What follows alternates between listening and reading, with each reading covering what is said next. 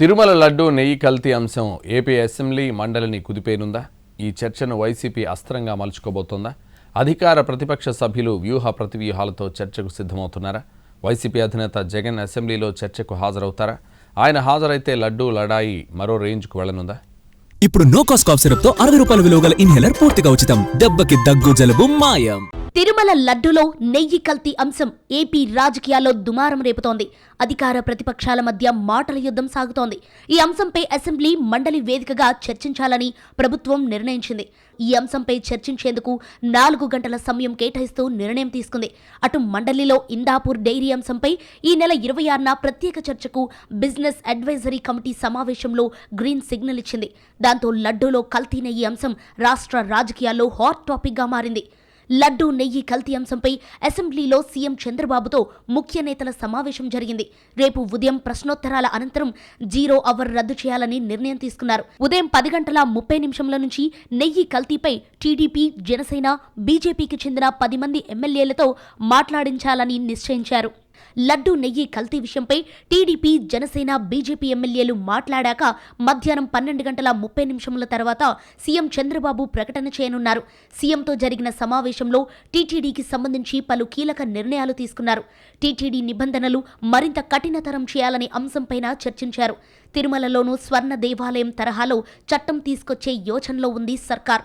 తప్పు చేసిన వారిపై క్రిమినల్ చర్యలు తీసుకునేలా టీటీడీకి కూడా ప్రత్యేక చట్టం తీసుకురావాలని ప్రభుత్వం భావిస్తోంది. ఈ క్రమంలోనే స్వర్ణ దేవాలయం చట్టం అధ్యయనం చేయాలని అధికారులకు సీఎం చంద్రబాబు ఆదేశాలు జారీ చేశారు. అయితే వైసీపీ సభ్యులు హాజరవుతారా లేదా అనేది ఆసక్తికరంగా మారింది.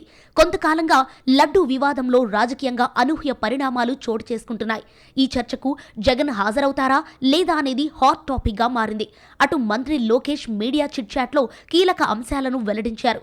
శ్రీవారి లడ్డూ నెయ్యి కల్తీకి సంబంధించి వాస్తవాలన్నీ రేపు అసెంబ్లీలో ప్రవేశపెడతామన్నారు. సభకు రావటం సభ్యులుగా వైసీపీ ఎమ్మెల్యేల బాధ్యతగా పేర్కొన్నారాయన.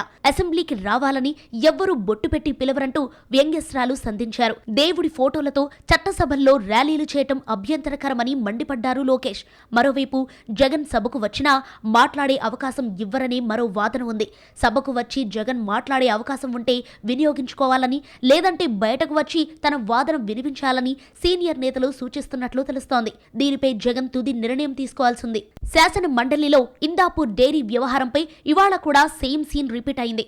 మండలి సమావేశాలు ప్రారంభమైన తర్వాత హెరిటేజ్ కు అనుబంధంగా ఉన్న ఇందాపూర్ డైరీ వ్యవహారంపై చర్చించాలని వైసీపీ ఇచ్చిన వాయిదా తీర్మానాన్ని మండలి చైర్మన్ తిరస్కరించడంతో సభలో గందరగోళం మొదలైంది. వైసీపీ ఎమ్మెల్సీలు చైర్మన్ పోడియాన్ని చుట్టుముట్టి నినాదాలు చేయగా వారికి పోటీగా కూటమి ఎమ్మెల్సీలు కూడా ఆందోళనకు దిగారు. ఇరుపక్షాల నినాదాలతో సభ హోరెత్తడంతో చైర్మన్ సభను కాసేపు వాయిదా వేశారు.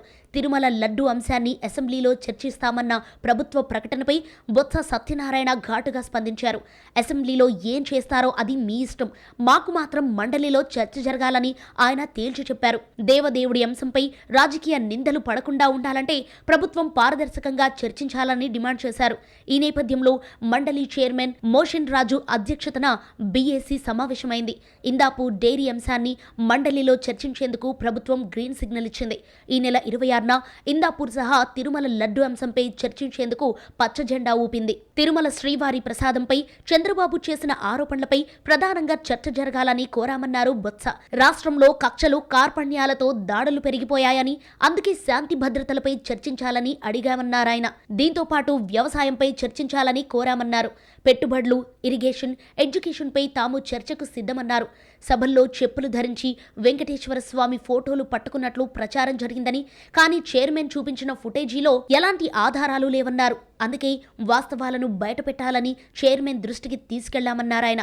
మండలి ఫుటేజ్ చైర్మన్ కు కూడా తెలియకుండా బయటకు వచ్చాయని ఆరోపించారు బొత్స. హైదరాబాద్ లో ఇందాపూర్ డైరీ 560 రూపాయలకు లీటర్ నెయ్యి విక్రయిస్తోందని, అదే నెయ్యి టీటీడీకి లీటర్ 658 రూపాయలకు విక్రయిస్తోందన్నారు. టీటీడీకి 658 రూపాయలకి అమ్ముతున్నది ప్యూర్ నెయ్యి అయితే ప్రజలకు 560 రూపాయలకు కల్తీ నెయ్యి విక్రయిస్తున్నారా అని ప్రశ్నించారు.